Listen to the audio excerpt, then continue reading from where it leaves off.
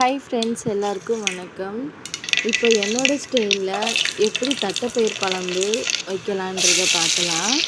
ஒரு சட்டியில் நல்லா தாராளமாக நல்லெண்ணெய், கடுகு, உளுத்தம்பருப்பு, வெந்தயம், அப்புறம் ஒரு கைப்பிடி அளவுக்கு சின்ன வெங்காயம் போட்டு நல்லா வதக்கி எடுத்துக்கலாம்.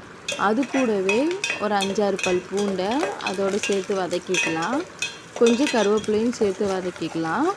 இந்த தட்டைப்பயிர் குழம்பு உடம்புக்கும் ரொம்ப நல்லது, சாப்பிடவும் ரொம்ப டேஸ்ட்டாகவும் இருக்கும். வெங்காயம் நல்லா வதங்கிருச்சு.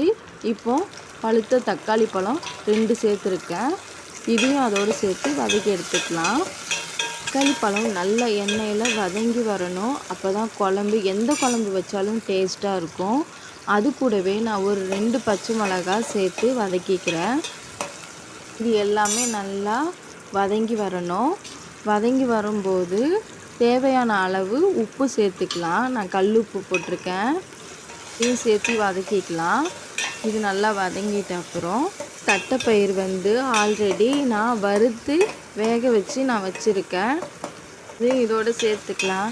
என்னடா இது தட்டைப்பயிர் குழம்பா அப்படின்ட்டு நம்ம நினைக்கக்கூடாது. இந்த தட்டைப்பயிரில் நிறைய சத்து இருக்குது.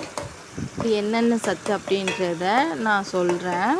தக்காளி, வெங்காயம், பூண்டு, இந்த பச்சை மிளகாய் எல்லாம் நல்லா எண்ணெயில் நல்லா வதங்கிருச்சு.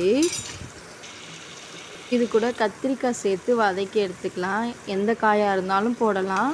எங்கள் வீட்டில் கத்திரிக்காய்னா எல்லோரும் விரும்பி சாப்பிடுவாங்க. அதுவும் எங்கள் மாமா நல்லா விரும்பி சாப்பிடுவார். அதனால நான் கத்திரிக்காய் சேர்த்துக்கிறேன்.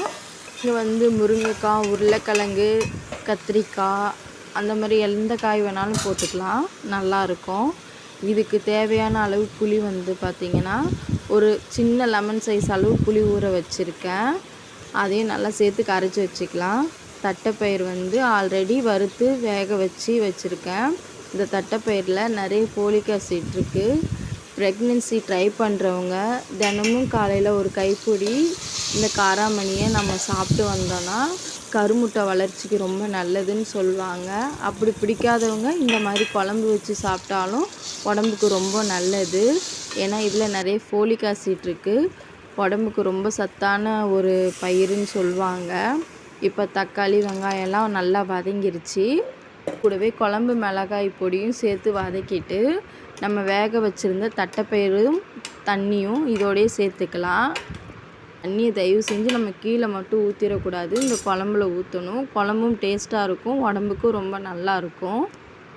10 நிமிஷம் நல்லா கொதிச்சிட்ட அப்புறம் அந்த மிளகாய் பொடியோட ஸ்மெல்லாம் போனதுக்கப்புறம் நம்ம கரைச்சி வச்சுருந்த புளியை இதோடு சேர்த்துக்கலாம். எப்போவுமே காரக்குழம்பு, மீன் குழம்பு இந்த மாதிரி வைக்கும்போது நான் புளி ரொம்பவே கம்மியாக தான் ஊற்றுவேன். ஏன்னா ரொம்ப புளிப்பு போட்டால் ரொம்ப புளிப்பு மட்டும்தான் தெரியும்.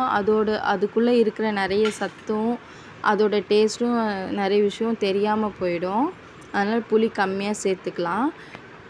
இப்போ குழம்பு நல்லா ரெடி ஆகிடுச்சு. கத்திரிக்காய், பயிறு இதெல்லாம் நல்லா வெந்து நல்லா கட்டியாக வந்துருச்சு. இந்த ஸ்டேஜ் வரும்போது நம்ம கொத்தமல்லி போட்டு இறக்கிக்கலாம். இந்த பயிரில் நிறைய சத்து இருக்குது. சும்மா வேக வச்சு சாப்பிட பிடிக்காதவங்க கூட இந்த மாதிரி குழம்பு வச்சு சாப்பிட்டா உடம்புக்கு நல்லது. என்னுடைய வீடியோ பிடிச்சிருந்தா லைக் பண்ணுங்கள். பார்த்ததுக்கு ரொம்ப நன்றி. பாய்.